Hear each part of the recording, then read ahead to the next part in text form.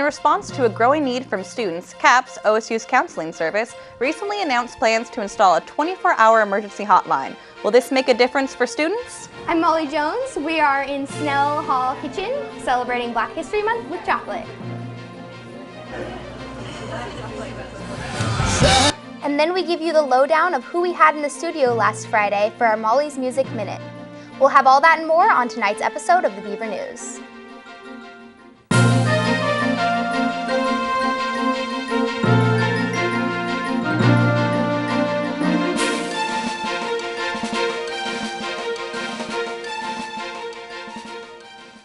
Good evening and welcome to your Tuesday night edition of the Beaver News. I'm Emily Schucht. And I'm Molly Jones. We're glad you could join us tonight. In an email sent out earlier today to OSU students, Counseling and Psychological Services, also known as CAPS, announced that they will now be offering after-hours counseling services. Currently, CAPS operates under the normal working hours of 8 a.m. to 5 p.m. during the week, but has recently installed a hotline that will offer emergency counseling services 24 hours a day. These new resources will allow students to speak to a licensed mental health counselor after 5 p.m. during the week, as well as on weekends and holidays.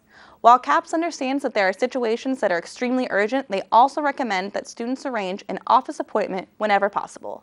Today we spoke with Director of CAPS, Jackie Alvarez, about what these new hours will mean for students. So CAPS is a confidential counseling service that's available to students. We provide individual, group, couples counseling, and that is all free to a student if they're enrolled currently and have paid their student fees, so there are no additional costs.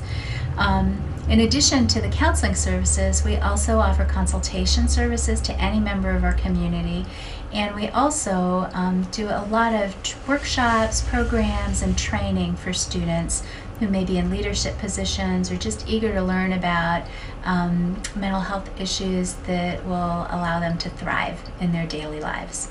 So we have been very aware that our counseling services are a great resource to students during working hours, but unfortunately, after hours, we've not been able to provide students with service, and we know that a lot of students have urgent concerns. They can't wait until the next day. So in the past, what we've done is just given them a hotline number that they could call, but there were a lot of limitations to that. So what we've done is we've identified some resources that will allow students still to call for after-hours crisis counseling, but with much better follow-through. So the folks that they'll be talking with will be able to help them with their urgent concerns, help them identify resources that could help them through the night, and they'll also take the students' information so that CAPS can follow up with them in the morning. So we'll be able to get them in for an appointment the next day, be sure that we connect them with other resources on or off campus that might be helpful for them, and just make sure that they get good follow-through for their concerns. Today, the 5th Annual Sports and Entertainment Career and Internship Fair took place at the Portland Rose Garden Arena. The fair began with a discussion panel with leaders from various segments of the sports industry, and continued afterwards with participants being allowed to interact with the different fair booths. Companies present at the fair included the Portland Trailblazers, Adidas, Sports Management Worldwide, and representatives from the NBA and WNBA.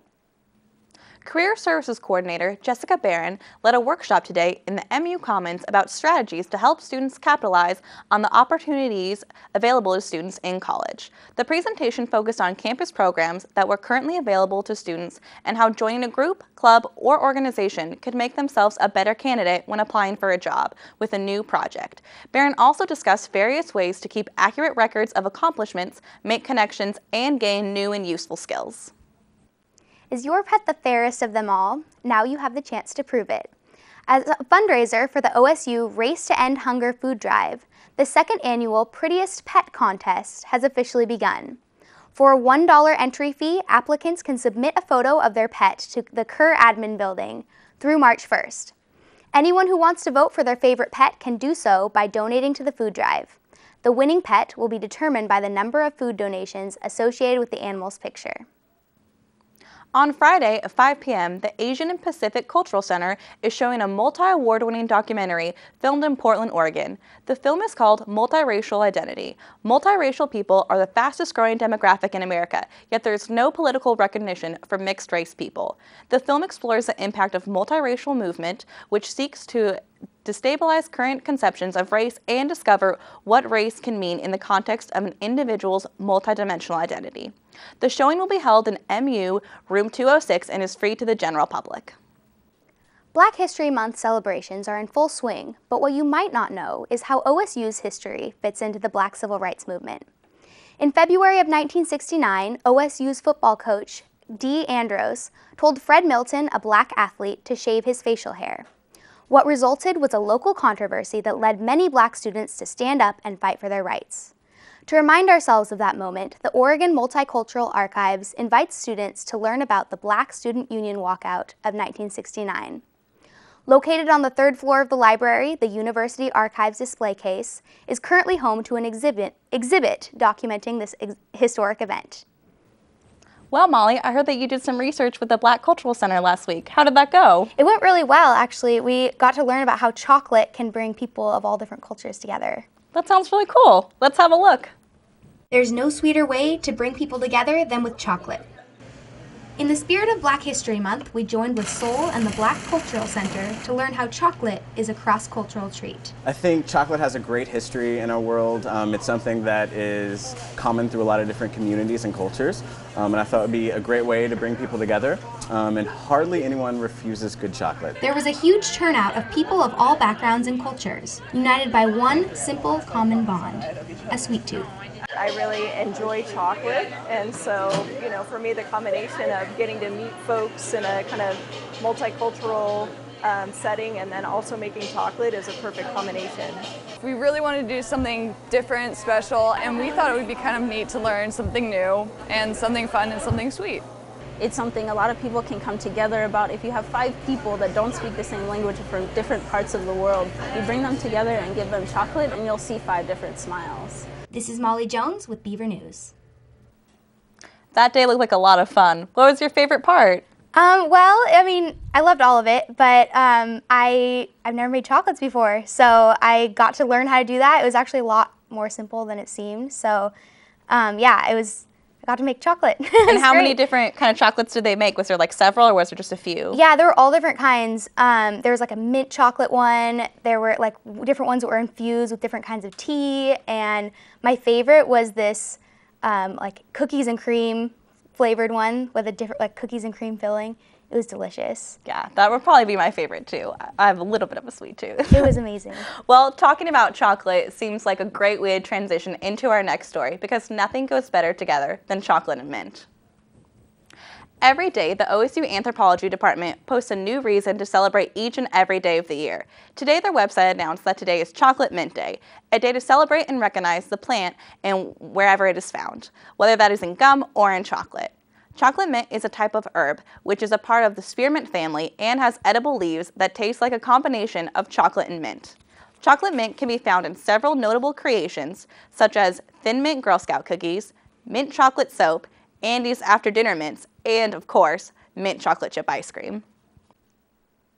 ASOSU Veterans Affairs and Psychi, the Psychology Honor Society, are joining forces to host a viewing of a documentary tomorrow called The Invisible War, with special guest Gus Bedwell of Veterans Services as the keynote speaker of the night. The film is about military sexual trauma and covers topics such as women in the military. The film will begin at 5:30 p.m. at Gilfillan Auditorium and is open to the public. On Friday, the Student Sustainability Initiative is lending a hand to students who are interested in growing their own food. From 2:30 to 5 p.m. in the Student Sustainability Center will host their Recycled Container Garden Workshop. They plan to use recycled containers to plant fruits, vegetables, and herbs for students who want to grow plants in their home or garden. They encourage students to bring any container in which holes can easily be drilled at the bottom, but there will also be spare containers available as well. Sigma Delta Omega sorority is currently collecting clothing to help students at the Albany Options Alternative High School to be more prepared for job interviews. They're mostly looking for clean men and women's interview attire and accessories, but they will take any type of clothing given that it's free of rips, stains, and obscenities. The ladies of Sigma Delta Omega are available to pick up clothing donations anytime before February 22nd, the day that they plan to take the clothing to Albany Options School. According to a new analysis of river basins in the western United States, iconic rivers such as the Willamette and Mackenzie may be among the most sensitive to climate change, meaning that a great impact could be had on summer stream flows. The study, led by OSU researchers, explored daily stream flow data from 81 watersheds across the western United States during the years 1950 to 2010.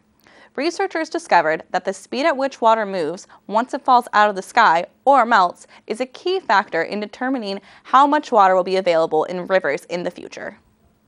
Did you know you can rent a bike on campus? As of 2013, there is now a fleet of mostly new bicycles available as rentals for students, staff, and faculty. The new program is a joint effort between the Student Sustainability Initiative, the Department of Recreational Sports, and the Sustainability Office. Most of the available bicycles are single-speed, flat handlebar, urban bikes. They come equipped with fenders, a helmet, lights, bell, and a water bottle cage. Bikes can be reserved for $35 a term, $15 a week, or $5 a day at the Adventure Leadership Institute desk in Dixon. Well, we're just about to end our show, but we can't end this newscast without a little fun. So let's throw it over to Molly for Molly's Music Minute. Thanks, Emily. On Friday, we had a band come all the way from Seattle to play a set for us on Locals Live. Death Mountain Rotor Cloud is a three-piece rock and roll band made up of Max Herdek on guitar and vocals, James Dyer on percussion, and Stephen Dyer on bass. What stands out most about this band is their huge personality on and off the stage. Their sense of humor and boundless energy make them a lot of fun to interact with and to watch as they perform. To hear Death Mountain Rotor Cloud and listen to their upcoming album, you can check out their Facebook page or visit deathmountainrotorcloud.com.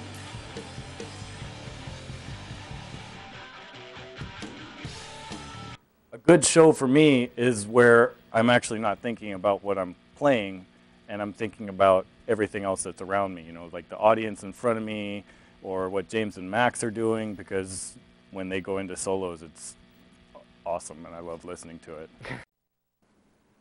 This has been Molly's Music Minute. To hear more local bands every week, be sure to check out Locals Live, our KBVR concert show, on Friday at 6 p.m.